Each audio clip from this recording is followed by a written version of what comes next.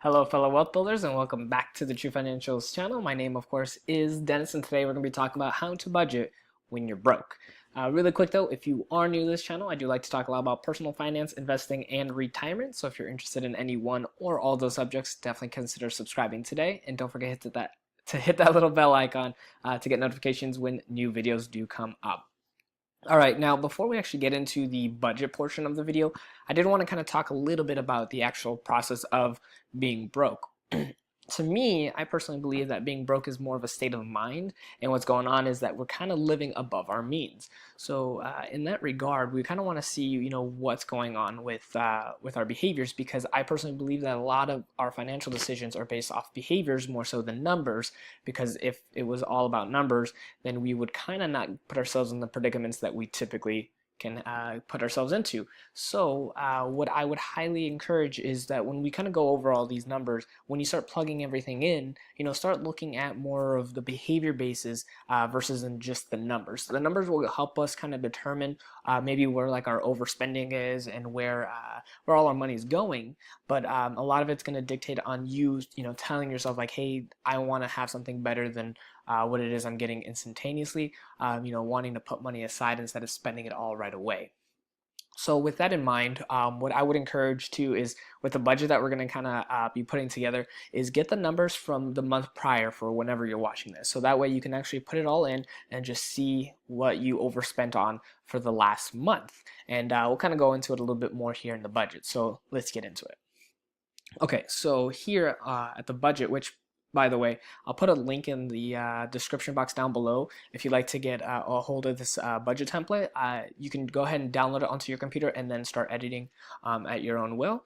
So here at the very top, you're going to see income. And for this video, what we're going to do is we're going to put everything in our actual and nothing in our budgeted. So what's going to happen is we're going to see everything that's going on for the last month. And again, the last full month that you are in right now, so that way you can have all the numbers plugged in that you already went through. So we're going to put in that income. And I do get sometimes people, that might question it saying, well, hey, I have an irregular income or I get paid really weird, whatever the case may be, just put in what you got last month and we'll kind of go from there. So let's say, obviously it's going to be you. So we'll just go ahead and put Joe. If you're watching Joe, this is for you. So the actual, let's go ahead and say this person made $2,200 for the last month, and let's just also go ahead and say that they made $100 in other category. Whether it was selling things on eBay or Etsy, driving for Lyft or Uber, whatever the case may be, they made an additional $100. And I always like to tell people too that if you're going to be working a second job, have a really good reason for it. I don't want to see people overworking themselves and don't have a goal. So if you're trying to get out of debt or you have a really big financial goal that you want to meet, that's a great reason to have a second job. But if you're getting to the point where you have to have a second job just to make ends meet, one, hopefully there's something in your budget that you can be cutting to be able to not have to do that second job, or hopefully it's just very temporary until you get to a better place. Because I personally believe that having two jobs and kind of stretching yourself so far kind of makes life a little less enjoyable because you're working so much. All right, so in this example, Joe made $2,300 for the month. So what we're going to do now is we're going to calculate our cost of living. So these are going to be things that are going to come up throughout the month that we're going to have. So first, we're going to do rent or mortgage. So we'll just say this is going to be a rent. And for Joe here, he's going to have a $950 monthly rent. So Joe still has to pay for utilities. So right over here, let's just go ahead and say that the utilities was about $150. So that's like water, gas, electricity, whatever the case may be. That's all going to be connected in there together. So next up is going to be food because Joe needs to eat. So let's go ahead and say that our food category for eating at home is going to be maybe $150 as well. Joe maybe likes to eat out a lot more, so we'll see that in a couple lines here as well. So we're going to go with car gas as well because Joe needs to get around. And let's say that the car gas is about $75 a month. So for driving back and forth, going around the city, that's going to be there. And then we're going to have insurance. So for his insurance, it's going to include, rent, renter's insurance, home insurance, car insurance, any other types of insurance. Let's just go ahead and say it's $120 a month for all different types of insurance combined. So after the insurance, then we're going to have our phone. Joe likes to talk to people, so let's go ahead and do that phone, and let's go ahead and say it's $90 every single month. All right, so far, we're just kind of going through the very basics of what most people are going to go through. And then next up, we're going to have eating out. So Joe likes to eat out a lot. So let's say Joe spends $190 for this last month on eating out. So, depending on if that's high or low, that's, up to us to determine based at the end of the video to see how much, he's actually getting in versus how much is going out. So next up, let's say he has his internet that he has to pay for. And that's going to be $60 every single month. So, not too bad. Joe just wants to have some decent internet. Then he needs like his Netflix, going out to movies. So this is going to be his fun money. And let's say that's going to be about, let's go ahead and say $100 every single month. So those are going to be some of the basics right there. There's a lot of other things that you can put in there, but let's just go ahead and finish off and say the rest is going to be miscellaneous on here. And the miscellaneous, we're going to go ahead and do $120. So this can be just different things that come up throughout the month that maybe Joe didn't really realize or had planned for. But again, because we're just plugging in these numbers, these are just going to be the numbers that you want to put in based off of what you actually did for that last month. Excuse me. So the next category is going to be our debt category. So what we want to do is we want to list the debts on here. Now you might have noticed that Joe does use gas for his car, but we didn't put it in the cost of living. We're going to go ahead and put it in our debt category. So we're going to put car, and let's go ahead and say that his car payment is about $200 every single month. I believe the average right now is like almost $350 every single month. So we're going to be a little cautious here and just put it a little lower. But let's say that Joe has a credit card. So he has a credit card, and it's just a very small one. So he's going to pay $25 every single month.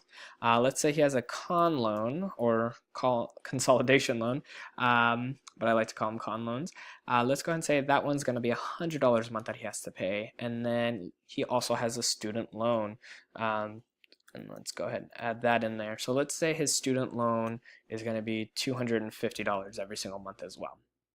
So as of here, you can see that his total cost of living is $2,005, and then his total debts, just the minimums, come out to $575, right?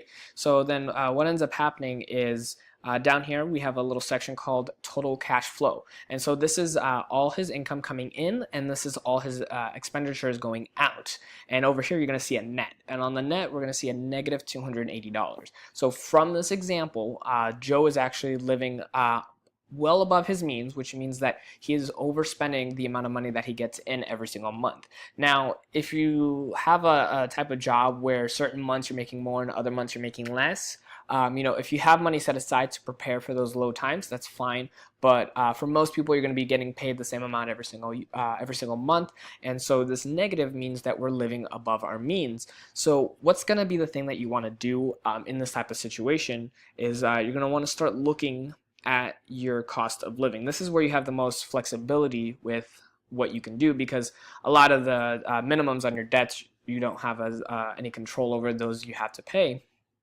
Obviously also rent you have to pay, but what you can consider is say, hey, is there a place that I can move into or get another roommate, or figure out a better living situation where I'm not paying as high of a rent versus what I'm actually bringing into the household, because they usually say that you want to have less than 25% of your take-home pay go towards the cost of rent or a mortgage, so that way you can live a very comfortable life. So that's something you want to consider, whether again it's roommates or maybe downsizing in the rental apartments or even homes. That is one option. Utilities, there's different ways you can save on utilities. If you can, like with electricity, there's on and off peak times.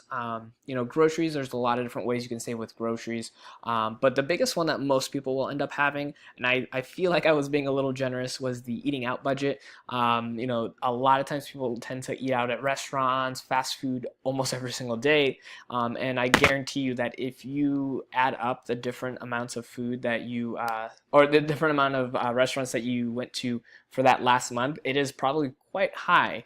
And so I personally believe that that's one of the fastest ways to cut your budget down very, very quickly, so that way you can actually start getting to a point where you can make some traction onto your budget and not being in that broke state of mind, and you can actually start living potentially above your or below your means, and start getting your budgets in order. Because what this is going to overall do for you is just really going to give you a broad picture of what's going on with your budget and with your money, everything that's coming in and everything that's going out. Because if you don't know what's going on, it's going to be really hard to tell. Imagine, taking your car to a mechanic and you just telling them, hey, I need you to fix the car, but I'm not going to tell you what's wrong with it. I don't want you to look at it. I just want you to fix it. If they don't get a chance to truly look at the overall condition of the car, they're going to have a hard time trying to fix the problem. So, just kind of look at it that way. Like, you really need to see the problem all together in one whole picture before you can really get it fixed properly. So again, like when we look back down here at the very bottom of the net, we are negative $280. So obviously a big chunk of that is coming from the eating out budget. So if we cut down that eating out budget to 0, because we're trying to get everything situated here, obviously we still need to eat, but because Joe's still trying to transition over, we're gonna go ahead and bump up his eating at home budget just a little bit more, because he's going to eat at home more often now, which means that maybe you start figuring out better ways to prepare foods, best practices when it comes to grocery shopping, whatever the case may be. We cut that down quite a bit. One thing I've talked about before too in some previous videos is maybe looking at different insurance companies. Maybe you can cut a little bit of money down by switching different insurance companies. So let's say Joe does that and he cuts his insurance down to $105.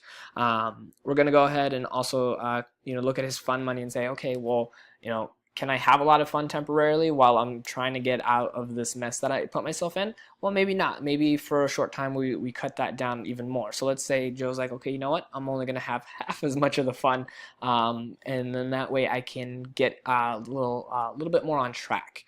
And then as far as miscellaneous, let's just go ahead and say that Joe cuts it down to $100. He says that he's going to try really hard to make sure that he can live within his means and not have any outlandish expenses coming out. So we cut down the budget a little bit right there. So if we go down here, we're still short $30. So that means we're still overspending by $30. And so if we go back up here, it's like, where can we cut $30 from? He already cut down a little bit on insurance. He cut out most of his fund money. He cut out eating out entirely. Maybe let's say there's different tiers for his internet, so we can go ahead and drop that down, let's say to $40. So we're still short 20. Then that way we had to figure out, okay, maybe Joe doesn't go driving around with his friends as much or going out on trips as much. So we're going to go ahead and cut this down to $60. So if we go through all of that, Joe now has a positive $5. Now I know that doesn't seem like a lot, but when you take it from such a big negative that it was $280 and bring it all the way to a positive, that means that you are finally deciding to say, hey, I am not going to be living above my means anymore. I'm going to be cutting back and actually be able to have money set aside for different things, whether it's for future events, whether it's for emergencies, or just for things that you want but want to pay for out of pocket. And so that way you're not living in this broke state of mind, and then you actually are able to live beyond a paycheck after paycheck. So hopefully that does help you guys out a little bit there. I'm really curious to see if you are kind of in that mindset of being broke and wanting to get out of it. Let me know in that comment section down below. I'd really be interested to see if there's anything I can do to help you guys out. With any questions you might have, I would definitely try to answer those for you as well. If you are currently getting to that place where you moved from living paycheck to paycheck to being able to live a more comfortable life, let others know in the comment section down below maybe the things that you did to really help get you out of that rut there. So thank you guys so much for watching. If you enjoyed the video, hit that like button, and then also too, as I mentioned prior, if you're not already subscribed, I do like to talk a lot about personal finance, investing, and retirement. So definitely hit that subscribe button and then hit that notification bell to get notified when new videos do come up. Thank you so much, fellow wealth builders, and have a great day.